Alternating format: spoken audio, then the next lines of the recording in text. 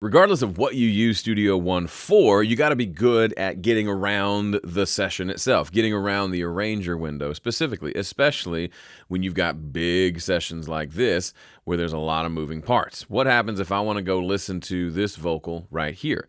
How do we get the transport to play from that spot right there? Well, we can zoom in and now we can see the vocal we want, but how do I click to get it to?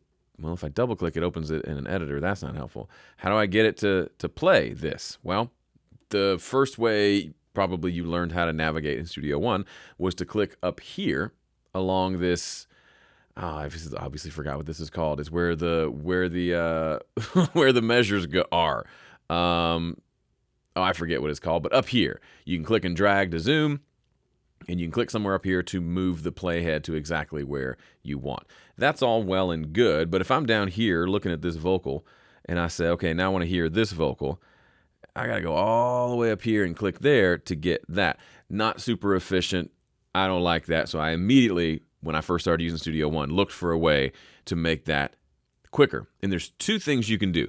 The first is really simple. Come over to this wrench over here on the side. By the way, if you have a setting you're trying to find, look at the wrench first. We put the most common settings that you might want to adjust here so you can get to them here without having to get to them over in preferences. But anyway, and by the way, there's a different wrench inside the arranger and a different wrench inside the mixer because there are different things you might want to access from those.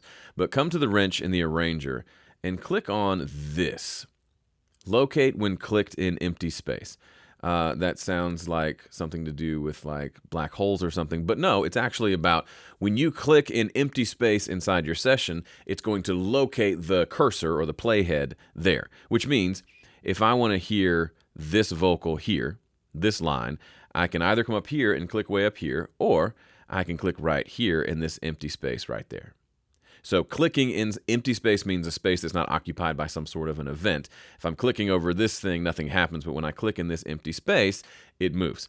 That's good and helpful, but what if you've got, something like this? I want to hear this.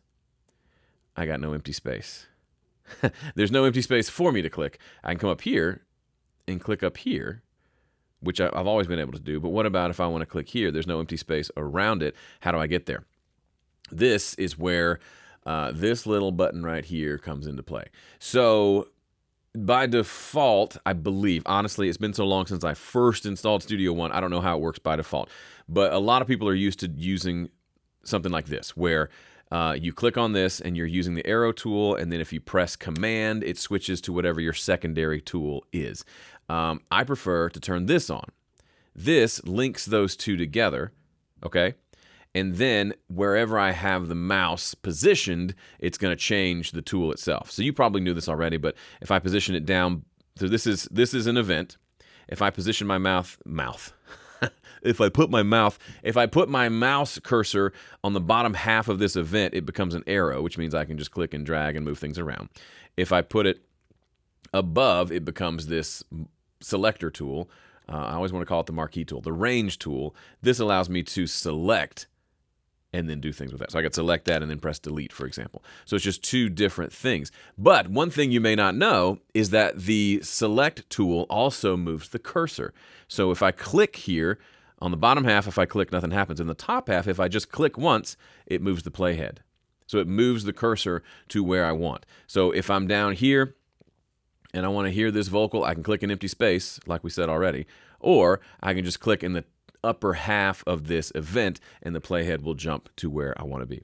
This is super handy. If you didn't know that existed, you are welcome. If you've been having to click up here for all of your moving around needs, this is, I would argue, a better option. And there are other ways to navigate. You can have it always go to the beginning of whatever event you select. I don't love that because if I click here, it's going to move the playhead all the way over here.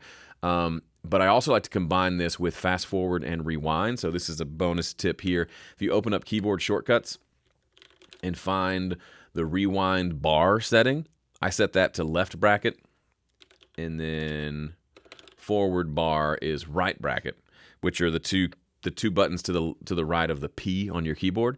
So then if I'm here and I want to hear this, I could click there for sure. But if my hand isn't on the mouse, I could just go boink, boink, boink, boink, boink, and just tap that button, and it's going to jump one bar at a time to get where I want to go. And you can hold it down and it does it pretty quickly. So between those two, that's how I tend to navigate my sessions in Studio One. Hope that was helpful. Thanks for watching. See ya.